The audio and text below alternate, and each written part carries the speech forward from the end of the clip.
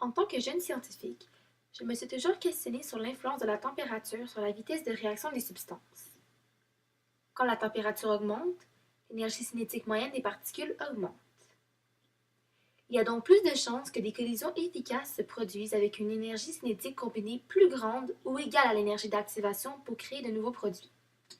De plus, puisque les particules bougent plus vite, il y a plus de chances d'avoir un plus grand nombre de collisions efficaces, augmentant ainsi la vitesse de réaction.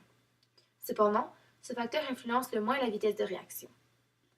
Lorsque la température augmente, elle fait baisser le sommet de la courbe et déplacer la courbe de distribution vers la droite, étant donné que plus de particules ont l'énergie d'activation minimale pour réagir et former des produits. Cela peut être expliqué par l'air sur la courbe, qui, au cours d'une même réaction avec une plus grande température, reste identique, mais qui se déplace pour donner une plus grande aire sur la courbe après l'énergie d'activation minimum. Il y a plus de particules qui auront assez d'énergie pour réagir. Ainsi, afin de me mener à bon port, voici quelques exemples de ce facteur qui s'applique à toutes les phases. En bon scientifique, vous prenez des échantillons d'une solution de thiosulfate de sodium et d'une solution d'acide chlorhydrique, dont vous ne faites que varier la température en les préchauffant. Ensuite, vous mélangez les échantillons avec une température correspondante, ensemble, et vous notez le temps que cela prend pour qu'on ne puisse plus voir le fond de l'Erlenmeyer par la précipitation d'un sulfure. Vous allez donc remarquer qu'en augmentant la température des solutions, le temps pour que le fond de l'Erlenmeyer disparaisse est de plus en plus court et donc que la vitesse de réaction est plus grande.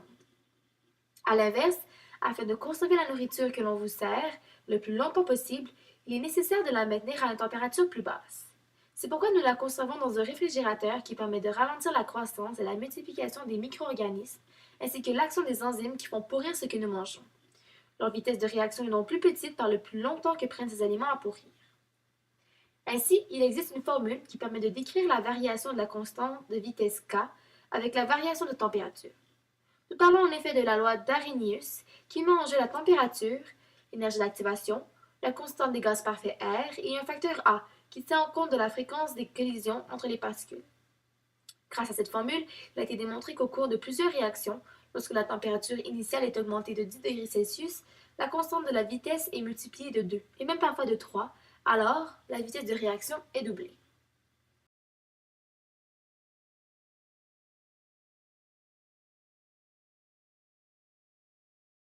Created using Powtoon.